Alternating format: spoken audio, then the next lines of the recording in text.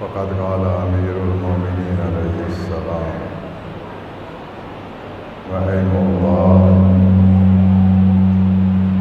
ما کان قوم قط فی غض نعمت من عیش وزال عنہم الا بذنوب اجترفوها صلوات۔ ظاہر ہے کہ یہ ایک ترحیم کی مجلس ہے۔ اس دنیا سے اس دنیا کی طرف جانے والے کی یاد میں اس کے سارے ثواب کے لیے اس مجلس کا اہتمام کیا گیا ہے۔ خداوند متعال بحق آل بیت علیہ السلام تمام مرحوم مومن مومنات جو سفر آخرت کے لیے کوچ کر چکے ہیں، اس مرحومہ کو اس سفر کی آسانیاں عنایت فرمائے۔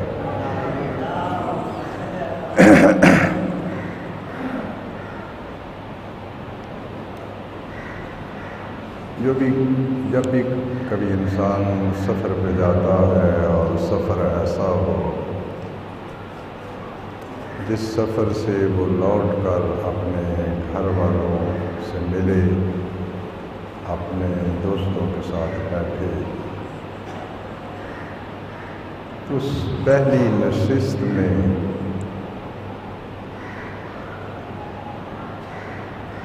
عافیت اور خیریت دریافت کرنے کے بعد اس جانے والے شخص کے سفر میں جو حادثے پیش آئے ہوتے ہیں، جو واقعات، جو مشکلات، جو آسانیاں اسے پیش آئی ہوتی ہیں، ان کا وہ تذکرہ کرتا ہے۔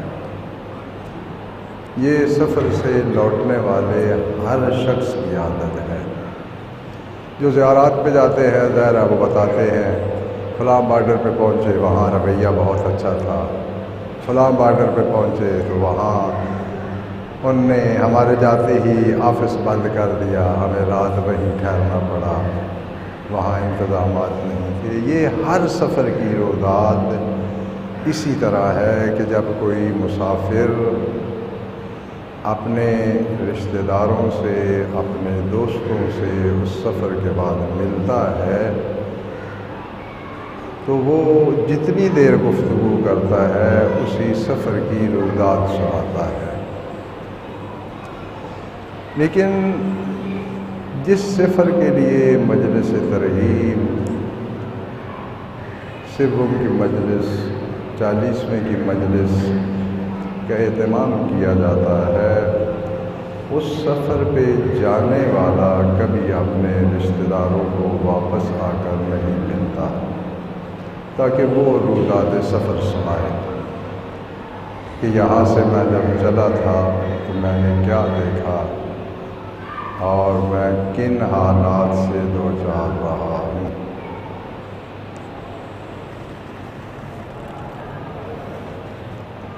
یہ جو ہمارا زندگی کا سفر ہے، جس کا اختتام موت پہ ہوتا ہے اور موت کے بعد پھر دوسرے جہان کا سفر شروع ہو جاتا ہے، اس مادی دنیا کا سفر ختم ہو جاتا ہے، اس خاتمے پہ ہم اس جہان کے لیے داستان بن جاتے ہیں، ہماری روایات ختم ہو جاتی ہے۔ لیکن اس جہان کے لیے جس کا دروازہ موت ہے، ہمارا سفر شروع ہو جاتا ہے، اور پھر ہم ہوتے ہیں اور ہمارا سفر، پھر اور ہمارے ساتھ کچھ نہیں ہوتا۔ زیادہ راہ یا مشکلات کا حل وہی ہوتا ہے جتنا ہم یہاں سے انتظام کر کے لے جاتے ہیں۔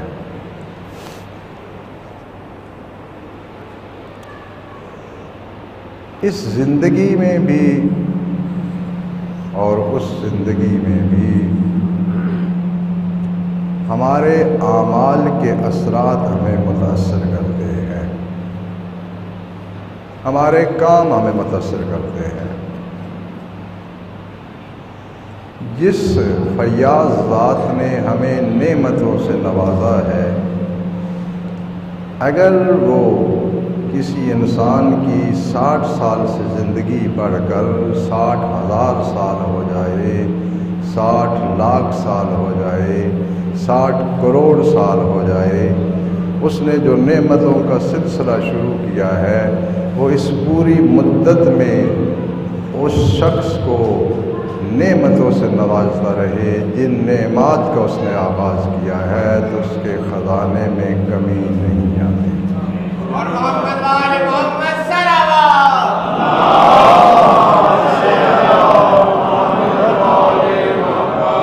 اس کی دلیل یہ ہے کہ سب سے زیادہ نعمتوں کی برسات جنت میں ہوگی، اور جنت کے لیے اس نے کوئی لمٹ ہی نہیں رکھی ہے۔ یہ نہیں کہا ہے کہ جنت 100 سال کے لیے ہے، 200 سال، الا ما شاء اللہ، جب تک اللہ چاہے گا جنت باقی رہے گی، اور جنت میں رہنے والے اسی طرح نعمتوں سے فیض یاب ہوتے رہیں گے جس طرح کے ورود کے وقت انہیں جنتوں سے نوازا گیا تھا۔ تو اس کی لمٹ ہی نہیں ہے۔ اس کا مطلب ہے کہ وہ اپنے خزانے سے جتنا عطا کرتا ہے حد کے بغیر کہ وقت کی آگے سے حد آئے، وہ خرچ کرتا جائے، اس کے خزانے میں کوئی کمی نہیں آتی۔ تو پھر سوچنے کی بات ہے کہ ہم یہاں تو مہمانوں کی طرح آئے ہیں، 50 سال، 60 سال، 30 سال، 20 سال، 100 سال۔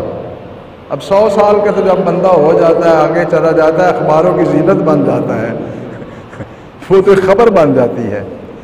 ہم 50، 40 سال، 30 سال کے لیے اس سرائے میں رہ رہے ہیں، اس مسافر خانے میں رہ رہے ہیں۔ آج نعمت دیتا ہے، 3-4 مہینے، 3-4 سال بعد وہ نعمت زائل ہو جاتی ہے۔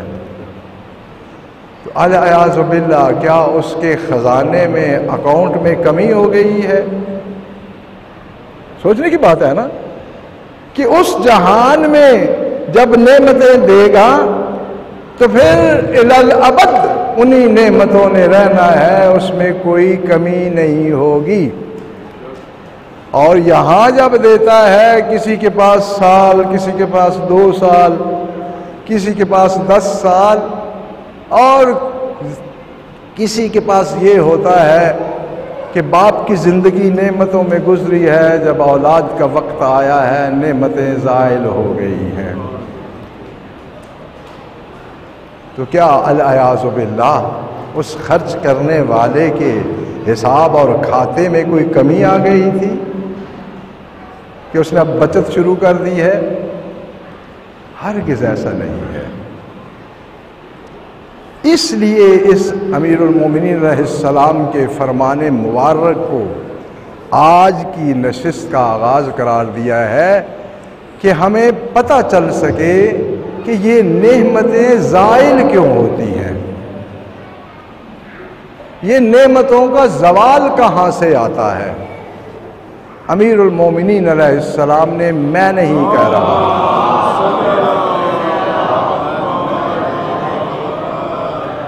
نہ میں قسمیں کھا رہا ہوں، امام برحق نے قسم کھا کے ارشاد فرمایا، وَأَيْمُ اللَّهِ، اللہ کی قسم، مَا كَانَ قَوْمٌ قَطُّ، یہ لفظ قط قاف توئیں، یہ جو عربی زبان جانتے ہیں انہیں پتہ ہے کہ یہ ماضی منفی کی تاکید کے لیے لایا جاتا ہے۔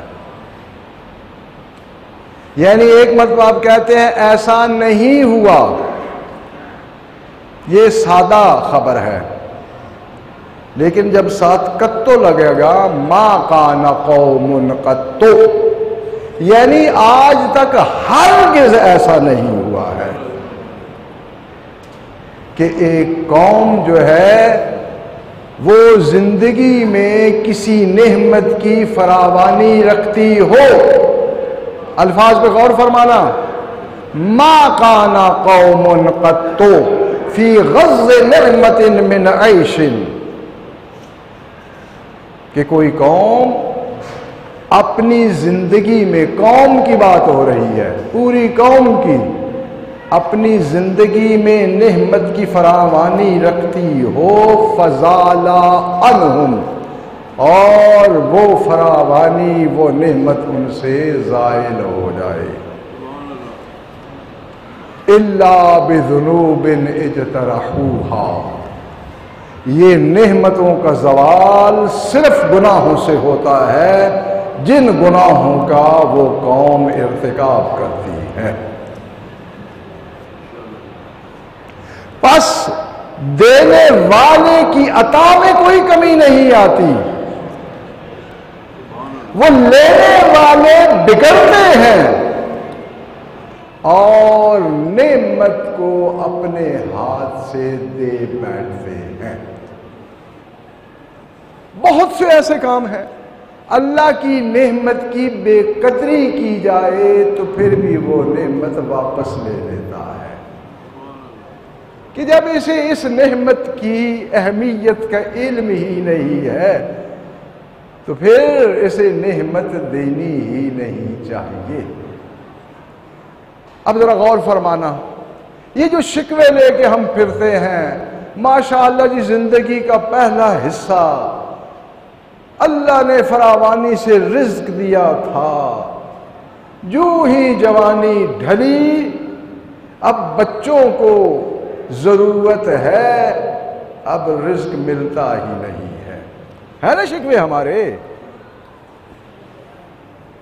آپ کے نہیں ہوں گے، ہمسائے کے ہوں گے، آپ کے نہیں ہوں گے، آپ کے دوست کے ہوں گے، کہ جب ضرورت نہیں تھی میاں بیوی تھے، ماشاءاللہ اتنا پیسہ ہوا کرتا تھا کہ ہم خرچ کر کر کے تھک جاتے تھے، پھر بھی بچ جاتا تھا۔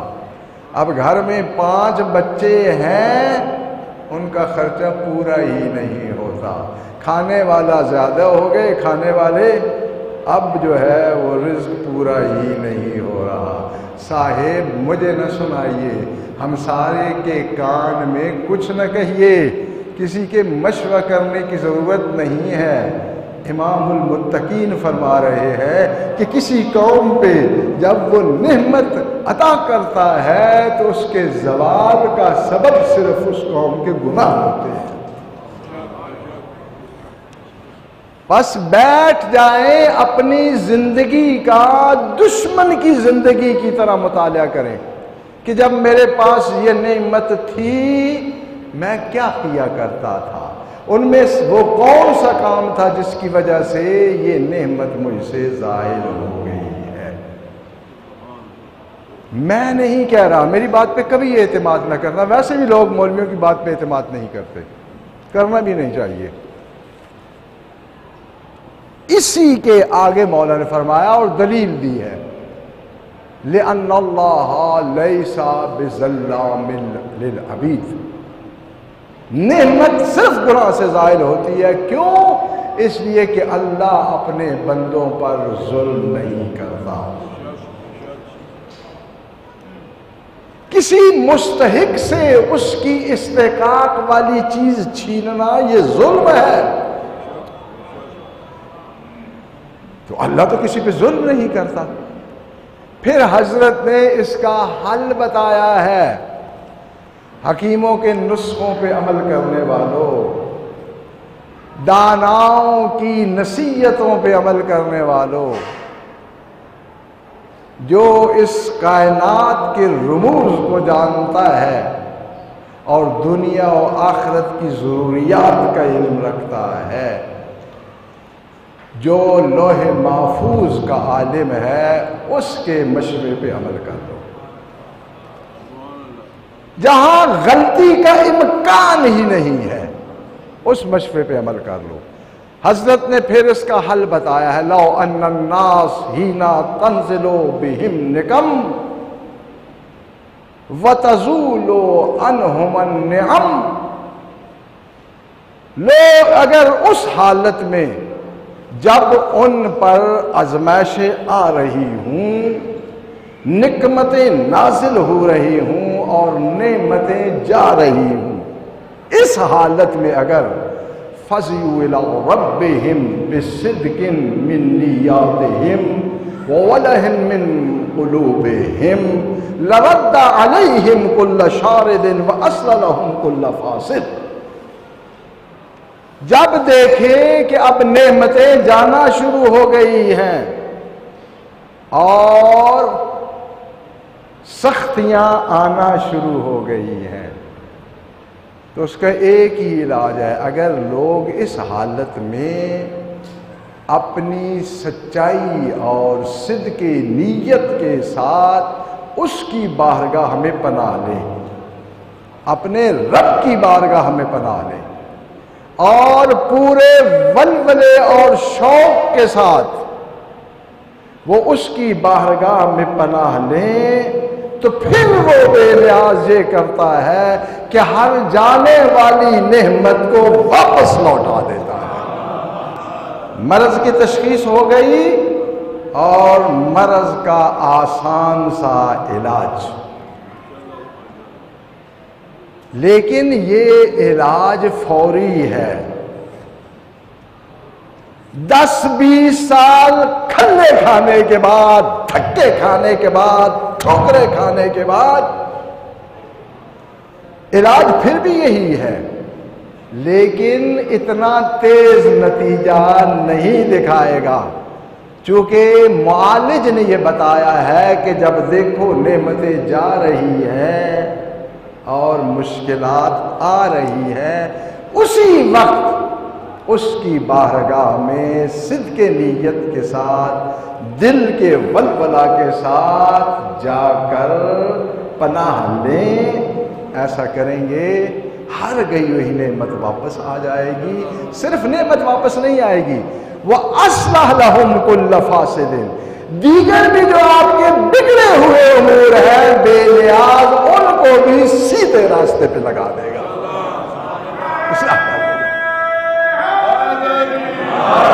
نعمتیں لے اور اپنے بگڑے ہوئے کام بھی سوار لے، کہیں جانا نہیں ہے، اپنے ہی گھر میں بیٹھ کے تنہائی میں اس بے نیاز مالک خالق کی بارگاہ میں پناہ لے۔ اور گناہ کیا کرتے ہیں؟ ہم سمجھتے ہیں ایسا ہی ہے، میں نے کسی سے وعدہ کیا، وعدہ وفا نہیں کیا، میرے سے جس سے میں نے وعدہ کیا تھا وہ کمزور تھا، یہ مجھ سے شکوہ بھی نہیں کر سکتا، بے پرواہ ہو گیا ہوں، کوئی مسئلہ نہیں۔ اللہ کے ہاں ایسا نہیں ہے، ایسا نہیں ہے۔ وہ گرفت میں تاخیر فرماتا ہے، موقع دیتا ہے کہ بندہ اپنی غلطی خود مان لے اور مجھ سے معافی مانگ لے۔ تیزی نہیں کرتا، تیزی اس ذات کو کرنی پڑتی ہے جسے یہ خدشہ ہو کہ موقع ہاتھ سے نکل جائے گا۔ اچھا آپ نہیں مانیں گے میری ان باتوں کو، نہ مانیں، میں تو یہ سمجھتا ہوں کہ دنیا میں جنہیں ہم دلیر سمجھتے ہیں کہ اس بندے نے 25 قتل کیے ہوئے ہیں، اس نے 60 بندے قتل کیے ہیں، بڑا دلیر ہے، بڑا نشانے باز ہے، وہ دنیا میں سب سے زیادہ بزدل شخص ہوتا ہے۔ کیوں؟ وہ اس لیے پہلے قتل کرتا ہے کہ اگر میں نے پہل نہ کی تو وہ مجھے مار دے گا، اس ڈر سے کہ اسے موقع نہ ملے پہلے حملہ کر دیتا ہے۔ یہ دلیری ہے، یہ بزدلی ہے۔ بزدلی کس وجہ سے دکھاتا ہے کہ آج موقع ملا ہے، ہو سکتا ہے پھر مجھے موقع ملے ہی نہیں۔ کیا الیاذ باللہ اللہ کے ہاں بھی ایسا ہی ہے کہ آج تو اللہ کو موقع ملا ہے ہمیں شکنجہ چڑھانے کا اور پھر شکنجہ نہیں چڑھا سکا؟ ہرگز ایسا نہیں ہے۔ نہ کوئی اس کے اقتدار سے نکل سکتا ہے، نہ کوئی اس کی حکومت کو چھوڑ کر ایسی جگہ جا سکتا ہے جہاں اس کا حکم نہ چل رہا ہو۔ یہاں سے لوٹا، اس ملک میں بیٹھ کے کوئی پوچھنے والا نہیں ہے صاحب ہم پہ یہاں اس کو وہ قانون لاگو ہی نہیں ہوتا۔ ایسی کوئی جگہ ہی نہیں ہے جہاں پر کوئی کہے کہ یہاں اس کا قانون لاگو نہیں ہوتا، اور اگر کوئی ایسی جگہ ہے تو پھر جب اس کی طرف سے بلاوا آتا ہے کوئی سٹے دکھا کر، عدالتی فیصلہ دکھا کر اس کے قاصد کو واپس بھیج دو۔ اس کا مطلب ہے کہ اس کی حکومت سے بھاگنا ممکن نہیں ہے، نہیں ہے۔ میں آپ کو ڈرانے نہیں آیا، نہ آپ کو ڈرنے کی کوئی ضرورت ہے، میں صرف حقیقت سمجھانا چاہتا ہوں۔ میں گناہوں کی لسٹ نہیں پڑھنا چاہتا، میں صرف مثالیں دینا چاہتا ہوں کہ انسان کی زندگی میں گناہ کرتے کیا ہے۔ سرکار دو عالم نے ایک جملہ ارشاد فرمایا ہے، صرف توجہ میرے ساتھ رکھنا، ناراضگی، غصہ، تنقید یہ بعد میں کر لینا، باتیں ساری سن لیں، اس کے بعد پھر میں بھی یہی ہوں آپ بھی یہی ہیں۔ بڑے قیمتی ہیں یہ کلمات حضرت کے۔ فرمایا فاتقوا اللہ، اللہ سے ڈرو، اللہ سے ڈرو اور گناہوں سے بچو۔ واتقوا الذنوب، گناہوں سے بچو۔ گناہوں سے اس لیے نہیں بچنا کہ یہ الیاذ باللہ ہم کوئی اللہ کی شان بڑھا رہے ہیں، اس لیے کہ گناہ ہماری زندگی میں نقصان دیتے ہیں۔ آج کل آپ نے دیکھا ہوگا چونکہ تعلیم کافی مہنگی ہو گئی ہے، ایک بچہ اگر پی ایچ ڈی کرتا ہے کتنا خرچہ ہوگا اندازاً؟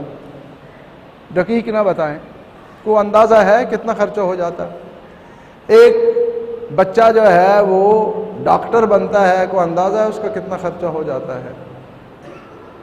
لاکھوں کے حساب سے ہے نا، کروڑوں کے حساب سے، ٹھیک ہے جی۔ اب اتنی محنت سے ایک بندہ علم حاصل کرتا ہے تو علم اسے یاد رہے گا تو اس سے فائدہ اٹھا سکے گا نا۔ اگر کوئی ایسا حادثہ پیش آئے کہ دماغ کا وہ حصہ جس کا حافظے سے تعلق ہے وہ کام کرنا چھوڑ دے، پھر وہ جو کروڑوں روپے اس میں خرچ ہوئے ہیں اس سے فائدہ اٹھا سکتا ہے؟ اٹھا سکتا ہے؟ ہرگز نہیں اٹھا سکتا۔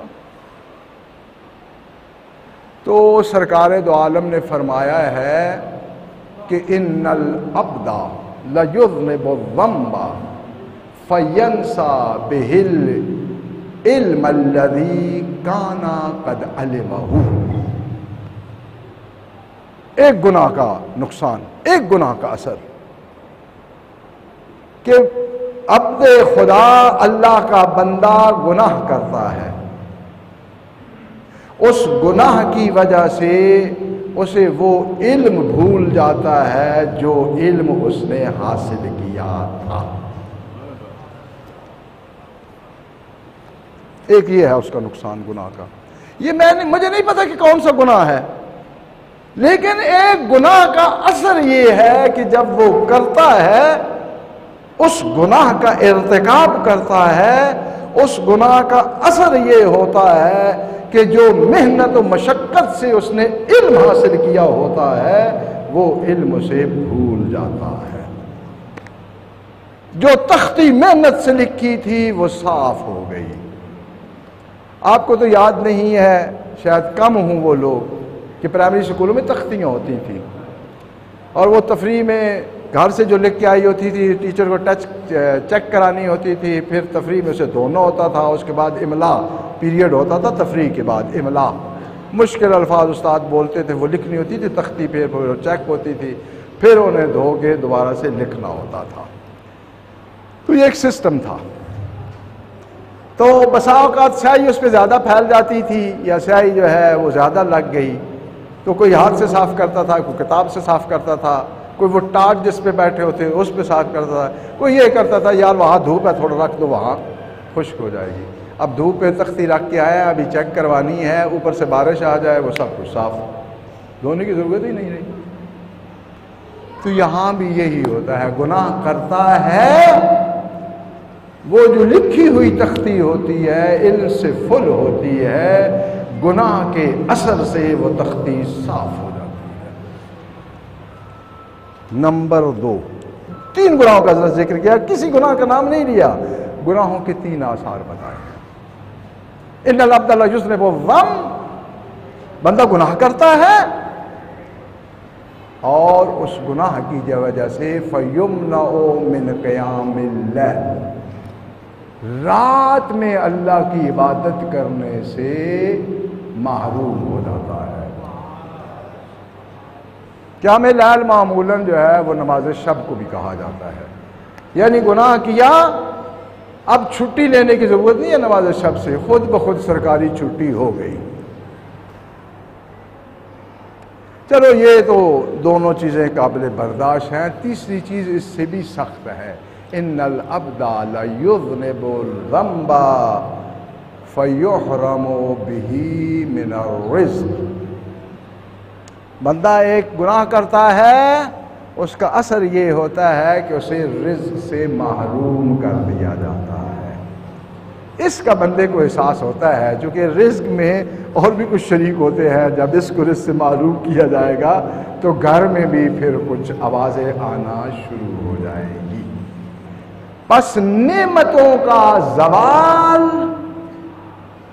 وہ ہمارے اپنے کاموں کی وجہ سے ہے، ورنہ اس فیاض مطلق کو دینے میں کوئی مسئلہ ہی نہیں ہے۔ جو ملائکہ کو کہتا ہے کہ جا کر اب آواز دو، ہے کوئی مانگنے والا کہ میں اسے عطا کروں،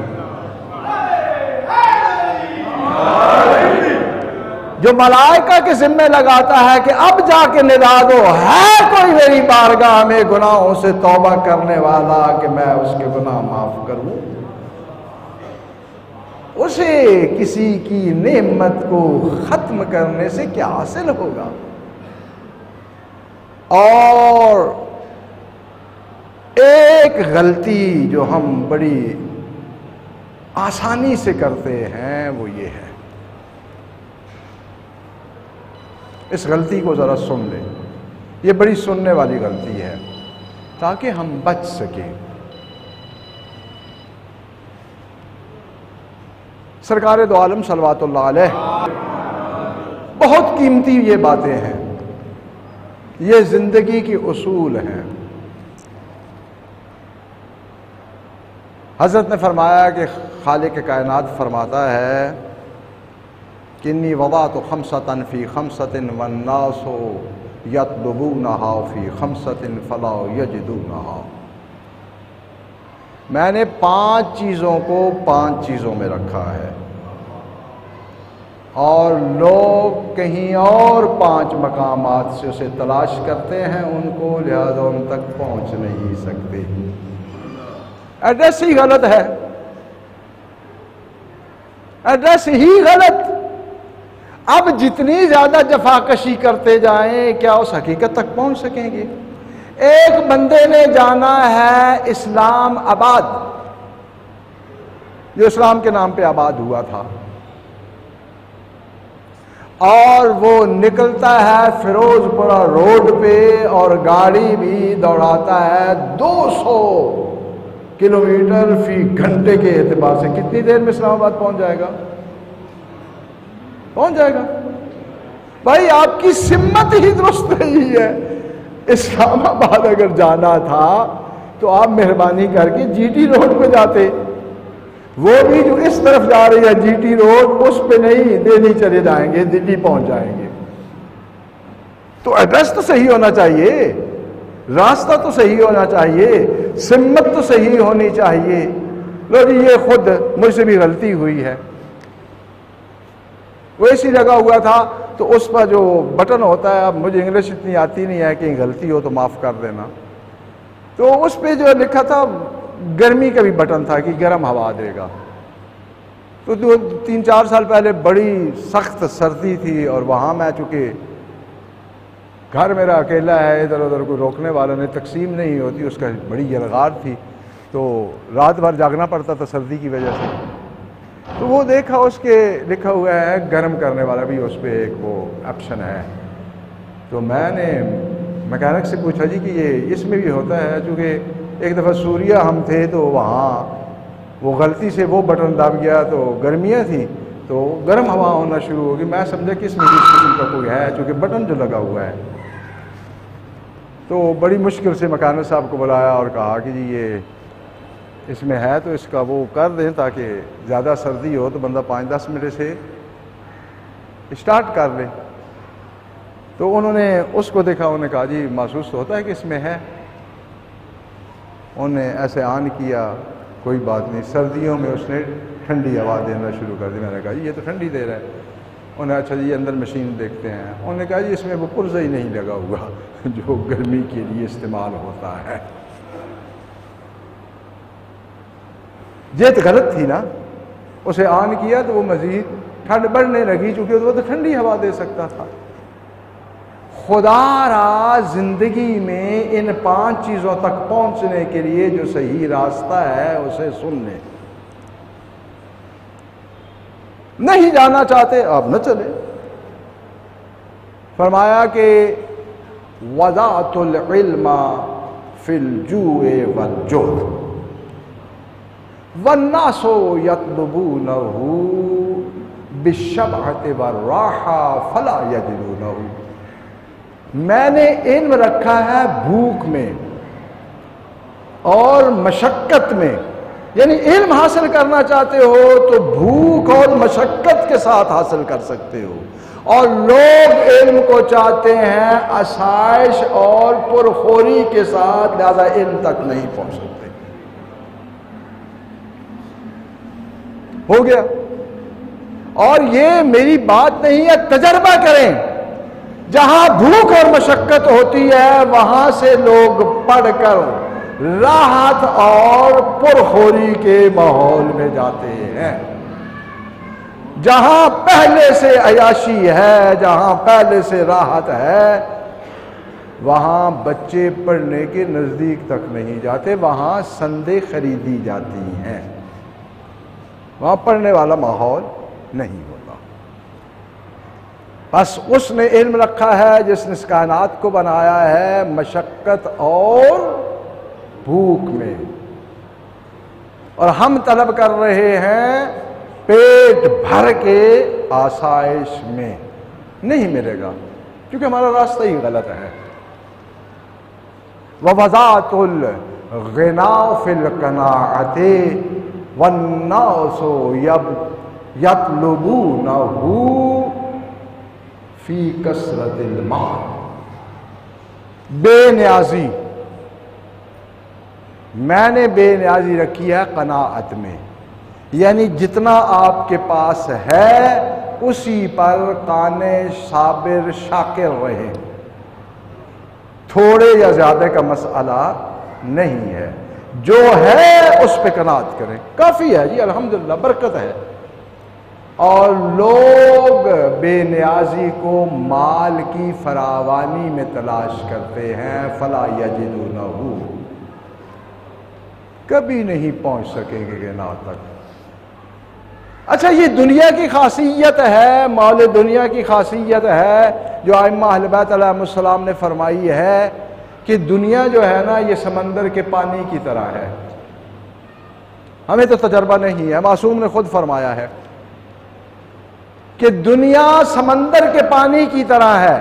وہ پانی جتنا پیتے جاؤ گے پیاس بجھے گی نہیں, پیاس بڑھتی جائے گی, کیونکہ وہ کڑوا ہوتا ہے, کھاری پانی ہوتا ہے, اور کھاری پانی جتنا آپ پئیں گے اتنا ہی آپ کی پیاس بڑھتی جائے گی. آپ رو دھو کے کروڑ پہ پہنچے, یہ نہیں ہے کہ کروڑ ہو گیا تو اب بس نہیں, اب ارب پہ پہنچے, اب کھرب پہ پہنچے, آگے عدد چلتا جائے گا. یہ جو اب میڈیا والے اور عدالتوں والے بعض شخصیات کی رقم بتاتے ہیں, ہم تو ضرب تقسیم دے ہی نہیں سکتے, نہ وہ عدد پڑھ سکتے ہیں, تو کیا اب انہوں نے کمانا بس کر دیا ہے؟ اگر کوئی پرسنٹ لیتا ہے اپنے کاموں کا تو اب نہیں لیتا. عدالت میں جو لوگ کام کرتے ہیں, وکلاء, عملہ, کسی محکمے میں کرتا ہے, اچھا پہلے تو مکان بنانے کے لیے کر رہا تھا، بچوں کی شادی کے لیے کر رہا تھا، یہ سب کچھ ہو گیا، اب وہ پیسے نہیں لیتا؟ لے گا۔ ایک مکان ہے تو 2 ہونے چاہیے، 2 ہے تو 3 ہونے چاہیے، 3 ہے تو 4 ہونے چاہیے، اور اسی شمارش میں ایک دن آگے گیٹ آ جائے گا اس جہان کا اور صاحب اس طرف چلے گئے۔ پس بے نیازی ہے قناعت میں، جتنا ہے اسے ضرب تقسیم کر کے زندگی گزارنی ہے۔ ہم سمجھتے ہیں، لوگ سمجھتے ہیں کہ مال کی فراوانی سے انسان بے نیاز ہوتا ہے، زیادہ ضرورت مند ہو جاتا ہے۔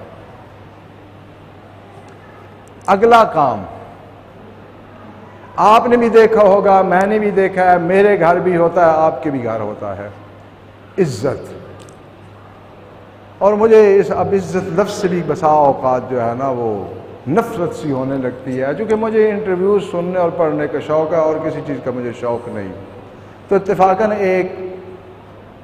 کسی خبر کو تلاش کر رہا تھا، 5-7 سال کی پہلے بات ہے، تو ایک کوئی خاتون جو ہے وہ انٹرویو دے رہی تھی ایکسپریس پہ، تو وہ چینل تبدیل کر رہا تھا، تو وہاں انٹرویو تھا، میں رک گیا کیونکہ وہ میری اخلاقی کمزوری ہے، تو میں سننے لگا۔ تو اس نے کیا، جی ماشاءاللہ کیسی ہیں؟ اللہ پاک نے بہت عزت دی ہوئی ہے۔ یہاں سے انہیں سٹارٹ کیا۔ جتنے بھی اداکاریں ہوتی ہیں یا اداکار جملہ یہیں سے شروع کرتے ہیں کہ اللہ پاک نے بہت عزت دی ہوئی ہے۔ اس عزت کی مجھے بھی کوئی سمجھ نہیں آئی کہ یہ کون سی عزت ہے، چونکہ ہمارے پرانے معاشرے میں تو ماشاءاللہ جو کام کرتے ہیں، اب میں اس قوم کا نام نہیں لینا چاہتا، بہرحال تو یہ کون سی عزت ہے؟ لیکن وہ یہیں سے سٹارٹ کریں گے، اللہ پاک نے بڑی عزت دی ہوئی ہے۔ تو پھر جب ان سے بندہ سنتا ہے نا کہ ان کی عزت ہے، تو پھر بندے کو عزت سے بھی تھوڑی سی وہ بدبو سی آنے لگتی ہے۔ خیر،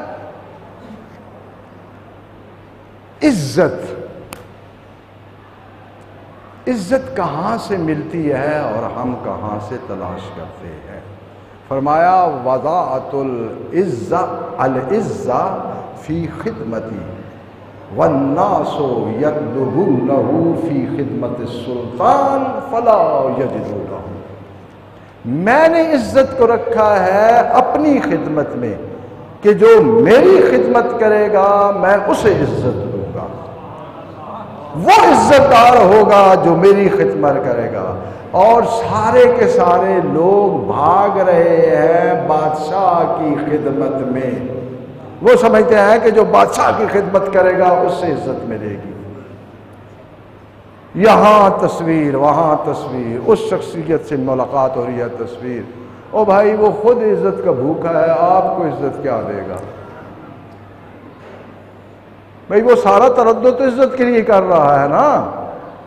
اور پھر کچھ عزتیں تو ایسی ہوتی ہیں جو صرف منصب تک ہوتی ہیں، منصب گیا اور عزت بھی تشریف لے گئی، پھر جتنا آپ زنجیر ڈالیں عزت ٹھہرتی ہی نہیں ہے۔ اور وہ بھی عزت عوامی عزت ہوتی ہے، جو خالق کائنات ہے اس کا فیصلہ یہ ہے کہ عزت میری خدمت میں نے رکھی ہے۔ لوگ جو ہیں وہ شاہوں کی خدمت میں تلاش کرتے ہیں، اس لیے کبھی عزت تک نہیں پہنچ سکتے۔ ایک اور یہ ہم معاشرے میں کرتے ہیں، وڈے پیو دا پتر ہے جی، وڈے کم کرسی، نسب۔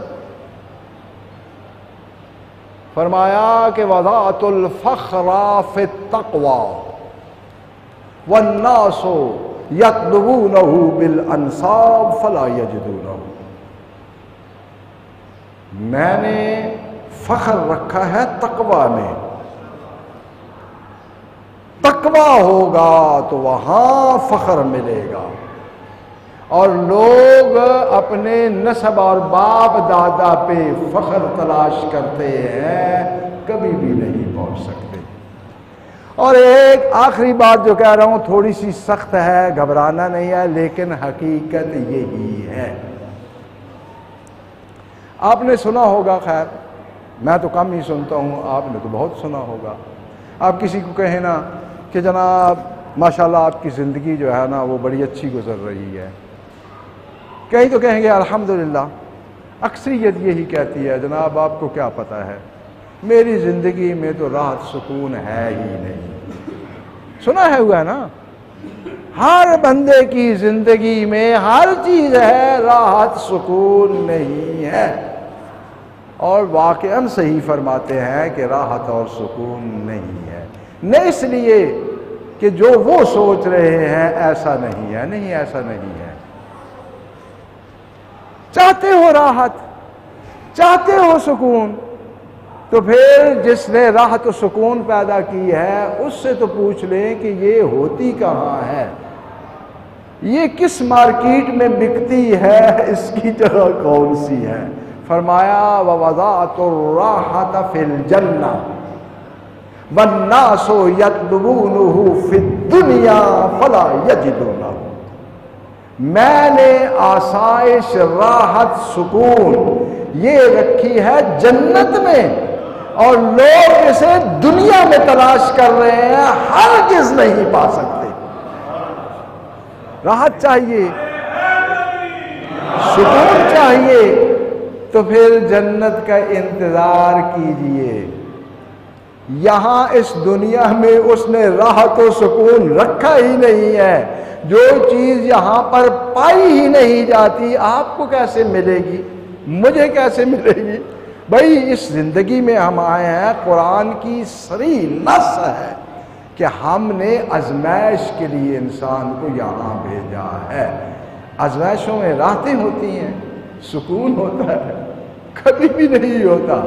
یہ چیز اس سسٹم میں ہے ہی نہیں، لہذا اس کی طلب کرنے کی ضرورت نہیں ہے۔ اس کی مارکیٹ، اس کی جگہ جنت ہے۔ جو اللہ کے فضل و کرم سے وہاں پہنچ گئے ان کی حضرت راحت صاحبہ سے ملاقات ہو جائے گی، جو نہ پہنچ سکے انہیں وہاں بھی راحت سے ملاقات کرنا نصیب نہیں ہوگی۔ تقریباً گھنٹہ ہونے والا ہے، 10-12 منٹ ابھی رہتے ہیں، یہ نہ سمجھا کہ پورا گھنٹہ ہو گیا ہے۔ اب اتنی باتیں کر لی ہیں تو یہ بھی 2-3 باتیں جو ہیں وہ تھوڑی سی خشک ہیں، کوئی ان میں سختی نہیں ہے۔ آپ نے حضرت اقبال کا شکوہ تو سنا ہوا ہے نا، اور ہم بھی صبح سے شام تک کئی مرتبہ بے نیاز کا شکوہ کرتے ہیں، اس کو اتنا دیا ہوا ہے مجھے کیوں نہیں دیا ہوا، وہ تو تیرے گناہ کرتا ہے، اس کے گھر یہ ہے، میں تو تیری عبادت کرتا ہوں، میرے تو بچے بھی نماز پڑھتے ہیں، ہم تو باقاعدگی سے قرآن پڑھتے ہیں، پھر ہمارے ساتھ ایسا کیوں؟ ٹھیک ہے جی، کرتے ہیں نا ہم شکوہ۔ تو بھائی جس کا ہم سب مخلوقات جس کی بارگاہ میں شکوے کیے جا رہے ہیں، کبھی اس کا بھی شکوہ سنا ہے کہ اس کو اپنی مخلوقات سے کیا شکوے ہیں؟ سنا ہے کبھی؟ تفسیر ہے روح البیان، انہوں نے واقع معراج میں اللہ پاک کے 4-5 شکوے درج کیے ہیں، جو سرکار سے معراج کی اس ساری گفتگو میں بے نیاز خالق مالک نے اپنے پیغام پہنچانے والے کے سامنے پیش کیے کہ مجھے اپنی اس مخلوق سے یہ شکوے ہیں۔ عرض کر دوں یا نہ کروں؟ تھک گئے ہیں تو رہنے دے، پھر کبھی صحیح۔ آواز نہیں آ رہی؟ یہ تو پھر ہوں 24 سال کا مسئلہ ہے، ایک دن حل نہیں ہو سکتا۔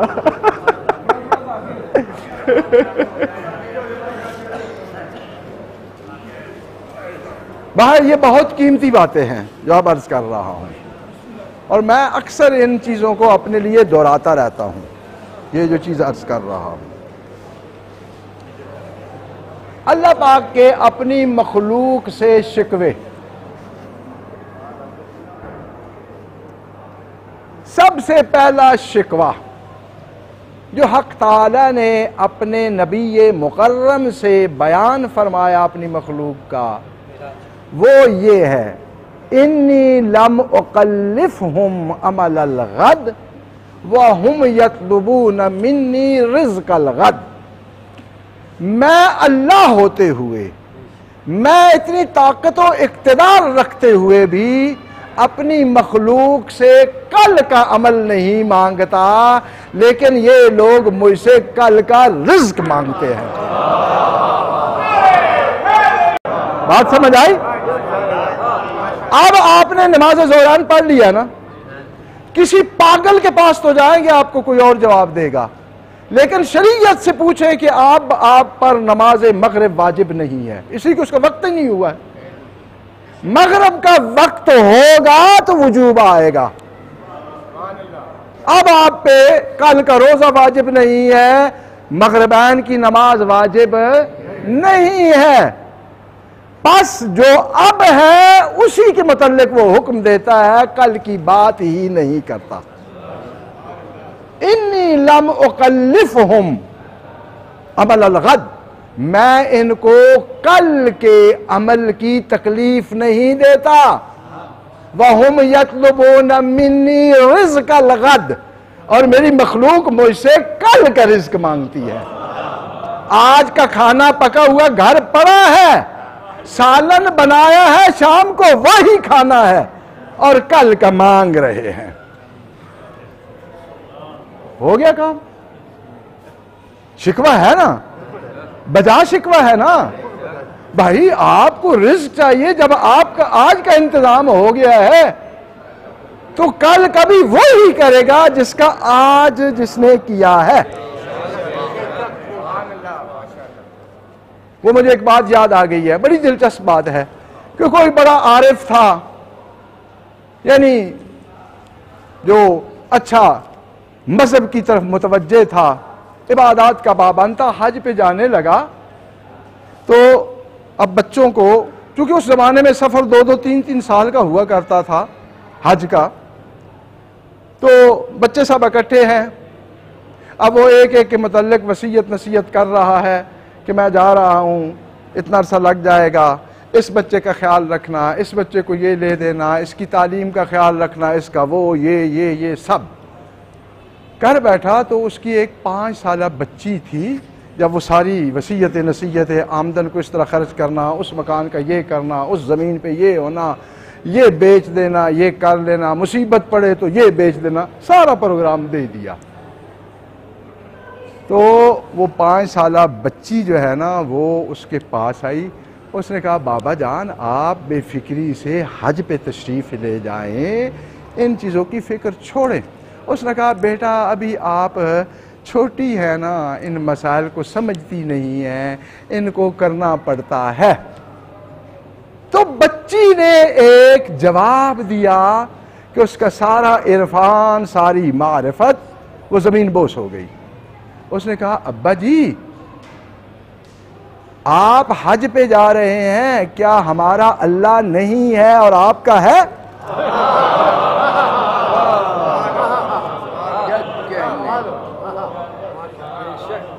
آپ کا اللہ ہے اور ہمارا نہیں ہے۔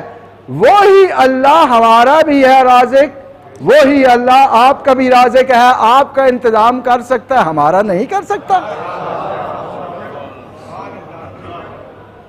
تو جس نے آج دیا ہے، صرف وعدے کی بات نہیں ہے، تجربہ کر چکے ہو، اب تک ہر روز دیتا رہا ہے نا، تو پھر اس کی نسبت کیا بے فکری، کیوں نہیں بے فکری ہمیں ہوتی؟ کل کی ہمیں پھر فکر کیوں تنگ کر رہی ہے؟ کبھی اس کے وعدہ میں بے وفائی پائی ہے؟ کوئی تجربہ ہے؟ کتنے بندے آپ کے سامنے ہیں جو بھوک کی وجہ سے مر گئے ہوں؟ کتنے سنے ہیں آپ نے؟ سنا ہے کوئی؟ اور اتفاقاً بیکار بندے کو کھانا زیادہ ملتا ہے، اس کے گھر جو ہے کھانا خراب ہوتا رہتا ہے، سمجھتا ہے یہ بندہ کہ بیچارے کے بھوک لگی ہوگی، وہ بھی اسے دے آتا ہے، دوسرا بھی دے آتا ہے، وہ خراب ہوتا ہے باہر پھینک دیتا ہے۔ اتنا وہ سخی ہوتا ہے کہ مفت ملا ہوا کھانا بھی خراب کر دیتا ہے، کسی کو کھلاتا نہیں ہے۔ 80 سال 90 سال 100 سال حضرت آدم علیہ السلام سے لے کر آج تک جس نے میری نسل کی روٹی کا خیال رکھا ہے اسے مجھے میری کل کی روٹی کا کوئی خیال نہیں ہے. جانے دو یار. اتنی بے اعتباری، اتنی بے اعتباری. اس بچی نے کہا آپ کا اللہ ہے اور ہمارا نہیں ہے، اس لیے اتنی فکر آپ کو پڑی ہوئی ہے اور اتنی آپ سفارشیں کر رہے ہیں. لہذا یہ مسئلہ بھی اللہ نے شکوہ کیا کہ میں کل کا ان سے کوئی بات نہیں مانگتا، کل آئے گا وہ آج بنے گا تو میں مانگوں گا. یہ کل کی مجھ سے مانگتے ہیں کہ کل کا انتظام ہو جائے. ٹھیک ہو گیا جناب.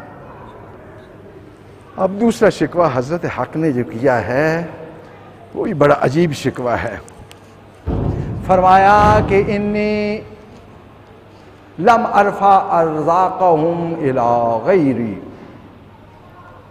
وہم یرفعون عملہم الی غیری.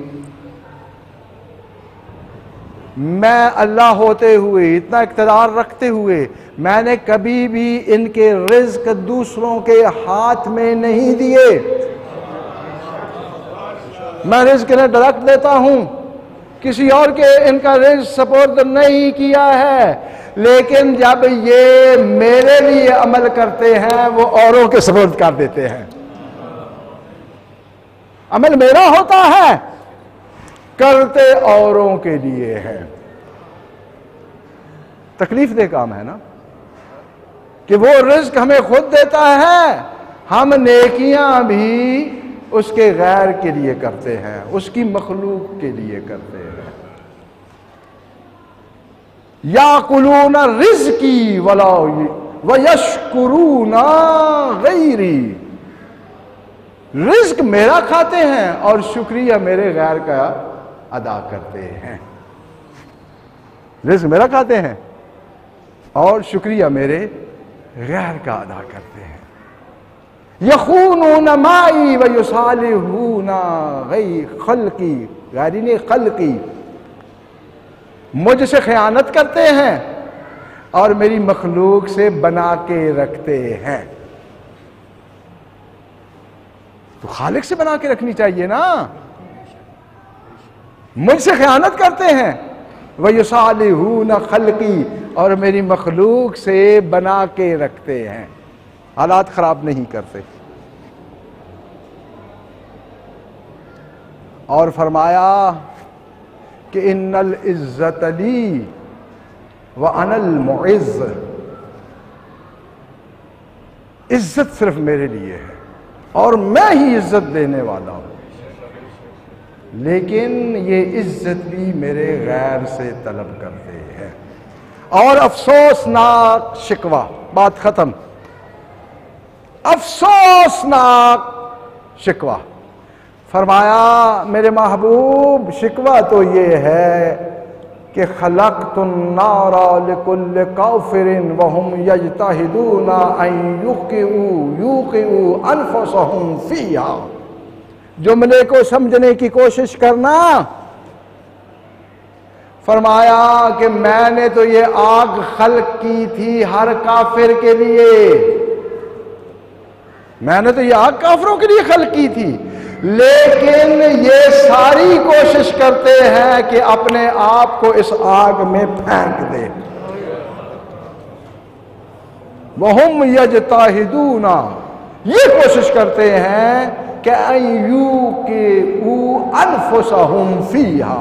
میں نے ان کے لیے آگ خلق ہی نہیں کی تھی، میں تو کافر کے لیے خلق کر چکا ہوں، لیکن یہ سارا زور لگائے جا رہے ہیں، پوری کوشش خرچ کیے جا رہے ہیں کہ یہ اپنے آپ کو اس آگ میں پھینک کے چھوڑیں جس آگ کو میں نے کافروں کے لیے خلق کیا ہے. بجا شکوہ ہے یا نہیں؟ اس کا ہر کام بجا ہے، اس کے کسی کام پہ زبان اعتراض دراز کی ہی نہیں جا سکتی.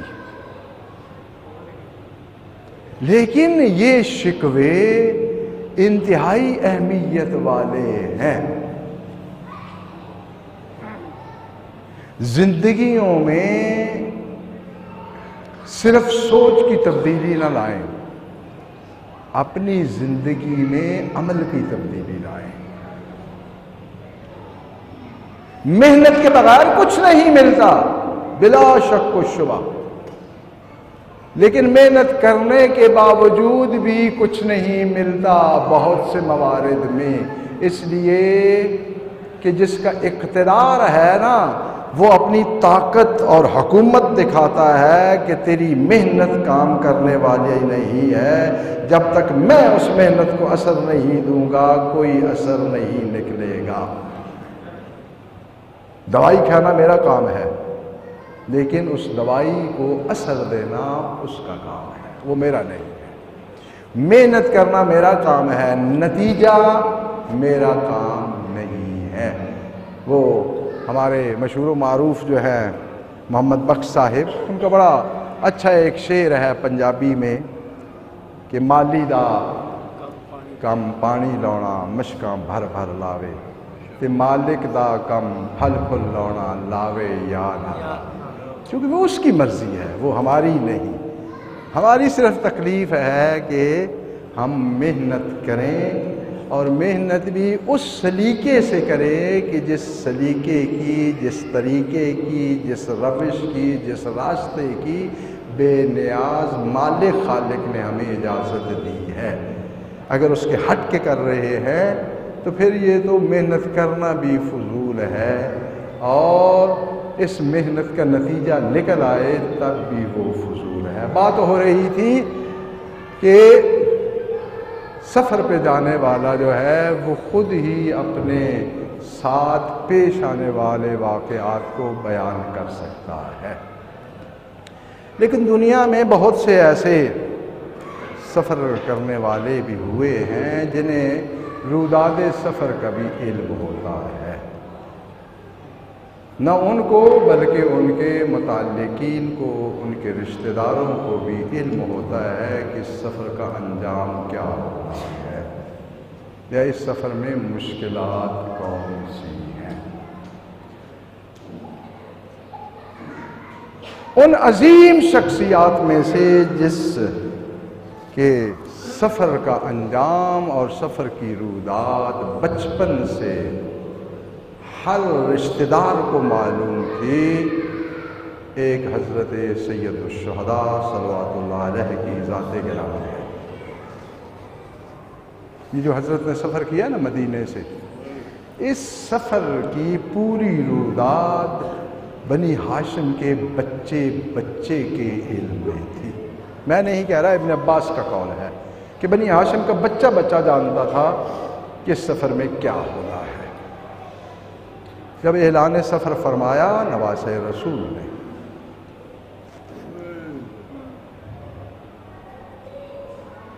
تو سب سے آخر میں وداع کہنے کے لیے جناب ام سلمہ حرم رسول،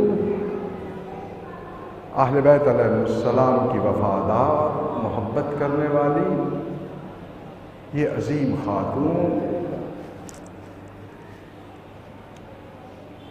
ان کی خدمت میں حاضر ہوئے۔ الوداعی سلام اور ملاقات، جو ہی بی بی نے دیکھا کہ حضرت تشریف لا رہے ہیں تو پوچھا آپ سفر پہ جا رہے ہیں؟ عرض کی نانی اماں سفر پہ جا رہا ہوں۔ چونکہ روداد سفر جانتی تھی تو فوراً فرمایا بیٹے سفر سے نہیں روکتی، لیکن عراق کی طرف نہ جانا، عراق کی طرف سفر نہ کرنا۔ نواسۂ رسول نے پوچھا نانی اماں عراق کی طرف کیوں نہیں؟ فرمایا اس لیے کہ میں نے آپ کے نانا سے سنا ہے کہ جب میرا حسین عراق کے سفر پہ جائے گا پھر واپس نہیں آئے گا، لہٰذا سفر پہ جاؤ، عراق کی طرف سفر پہ نہ جاؤ۔ عرض کی نانی اماں میں تو عراق ہی جا رہا ہوں۔ بیٹے میرے بڑھاپے پہ رحم کرو، عراق کی طرف نہ جاؤ۔ فرمایا نہیں، یہ ایک ایسا امر ہے جس نے حتماً واقع ہونا ہے۔ نانی اماں میں نے جانا ہے اور میں بھی اس سفر کا انجام جانتا ہوں، اور اگر آپ چاہیں تو وہ منظر آپ کو دکھا سکتا ہوں۔ اور پھر نواسہ رسول نے انگلی کا اشارہ کیا کربلا کی طرف۔ وہ جو ہزاروں میل دور تھا خطہ، اس کی طرف اپنے 2 انگلیاں بلند کیں اور فرمایا نانی اماں ان 2 انگلیوں کے درمیان دیکھیں، وہ میری مقتل نظر آ رہی ہے۔ نواسہ رسول نے اپنے ایک ایک ساتھی، اپنے ایک ایک قریبی کی مقتل دکھائی حرم رسول کو۔ بی بی گریہ فرما رہی ہیں، جب سب کی مقتل دکھا چکے تو فرمایا نانی اماں وہ جو پس زمین نظر آ رہی ہے نا، وہ اس میدان میں، چٹیل میدان میں وہ جو گودالی سی نظر آ رہی ہے، پس زمین نظر آ رہی ہے، یہاں پر آپ کا نواسہ پیاسا شہید کیا گیا۔ اور پھر اپنا دست مبارک آگے بڑھایا، کربلا کی زمین سے مٹی لی اپنی مٹھی میں اور نانی کی خدمت میں پیش کی۔ نانی جب میں چلا جاؤں اس مٹی کو دیکھتے رہنا، جس دن یہ مٹی لہو میں تبدیل ہو جائے تو سمجھنا میرا حسین شہید ہو گیا۔ رونے والوں سفر پہ چلے گئے نواسہ رسول۔ اب بی بی کی یہ عادت تھی کہ نماز کے بعد اس شیشی کا معائنہ کرتی، اس کی زیارت کرتی، دیکھتی کہ وہ شیشی ابھی تک مٹی سے بھری ہوئی ہے، اللہ کا شکر کرتی کہ ابھی تک حسین زندہ ہے، ابھی تک حسین زندہ ہے۔ آگے شعور کرو، نماز ظہر پڑھ کے جناب ام سلمہ چند لحظات کے لیے، کچھ لمحات کے لیے سو گئی۔ خواب میں دیکھا سردار دو عالم ہے، زلفوں میں گرد و خاک ہے، سر پہ امامہ نہیں ہے۔ عرض کی یا رسول اللہ آپ نے یہ کیا حال بنا رکھا ہے، آپ کے ریشے مبارک نظر غبار سے اٹی ہوئی ہے۔ کہا میں سلمہ میں کربلا میں لٹ گیا، میرا حسین شہید ہو گیا، میں کی میت دفن کرنے میں مصروف تھا، اب فارغ ہوا ہوں، ابھی کربلا سے آ رہا ہوں۔ یہ میں نے دیکھا بیتاب ہو کے اٹھی، واہ حسینہ واہ شہیدہ کی صدا کرتے ہوئے قبر اقدس میں تشریف لے گئی۔ روضہ مبارک اللہ